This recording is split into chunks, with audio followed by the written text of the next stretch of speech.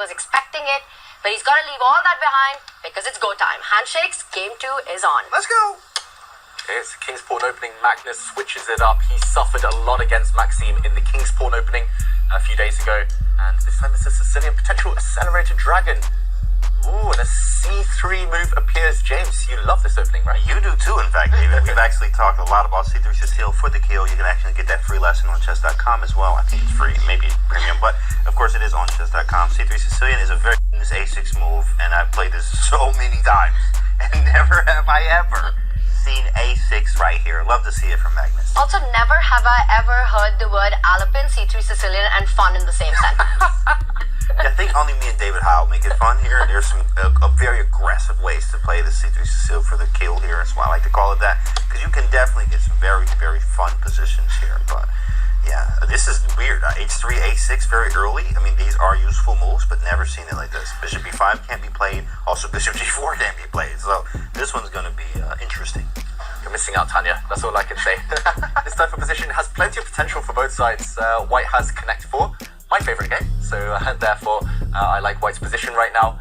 The pawn on E5 does kind of cut the board in half for now. So wow, pawn to G3, unexpected, but Magnus can choose at the right moment to try and challenge the head of that white pawn chain, to try and break it down, to try and free his pieces. I believe this A6 move, or this idea, was popularized by Hikaru Nakamura just last year. So yeah, it's a bit of an odd position. Both players kind of freestyling.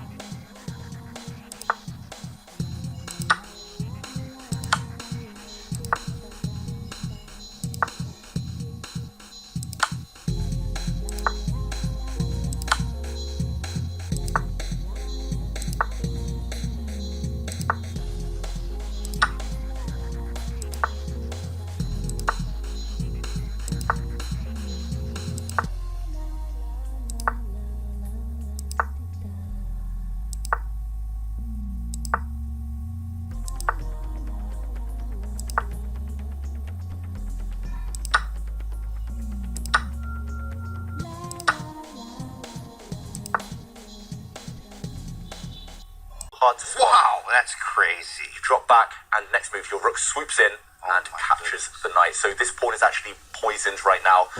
Just to point out as well, Magnus here, he had a way to save the game with rook to f4, eliminating this bishop. But let's catch up with the current position. Wow, it's happening. It happened. He's blundered. But honestly, it felt great. I'm not gonna lie. Like, it made sense, you know. And then you miss this, and you're like, "What am I doing?" But okay, like, this is crazy. Yeah, I understand. I saw this too, but he missed bishop c5. And Magnus is just back. He's back in the game. He does this. You know, when he's got the advantage, he flawlessly converts it. When he's worse, he finds a way to bounce back and save the game. This guy's unbeatable. You go bishop c5, and now you're just neutralizing every single thing on the board with the big threat of the rook jumping in. Loose pieces, LP here. It's they're dropping off the knight or the rook. Wow. Yeah. And that bishop will slide and block that check on d7. He said, "At least I'm gonna grab something for this. I can't lose this one." I mean, you can, but it's very unlikely. As long as you don't get checkmated, the white king not entirely safe. In the meantime, we see the other board. Jan Nepomniachtchi looks like he's really turning the screw there. He's wow, 1 second for Alireza Frugia. Look at the clock. Oh, shoot. How did he get 1 second? Oh, he's got a 2 second increment. Some magic going on there. right, I thought the same thing. How does he have 1 second? And that's the thing, right? In online chess, you can build up on your time, but it's so hard over the board with just 2 seconds on the clock.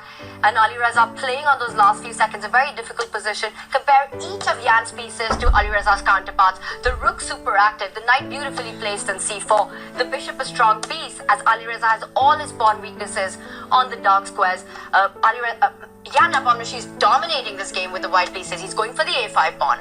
Oh, in the meantime, Magnus Carlsen just reacted there. He's not quite blundered, but he's messed up to some extent. It's suddenly 2 pawns against 0. Oh, shoot. 8 seconds too as well for Magnus. He barely has time to get the moves off. Yeah, and where to jump to right now? Let's go back to Magnus. It looks like that game could finish in the near future. If he's able to hold it, it will be very shortly. Jan Nepomniachtchi just in cruise control though. Yes, but you know, there are all these ideas that Magnus has against the white king though, on the Maxime board. With the rook and the bishop lined up with checks, but Maxime is doing everything right so far. Will he find the best move? He does it. That g-pawn is moving forward. Magnus trying to get the rook to the defense. It's not going to be enough. Maxime winning. Bishop e6. Rook e6. E6. Oh my goodness. Wow. Maxime with a killer tactic there. Now, without the white pawn, it's a draw, but he had a pawn left. Maxime takes the win.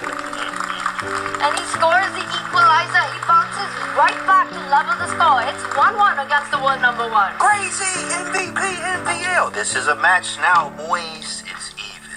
Oof, and you can see it on Maxime how relieved he is that he was finally able to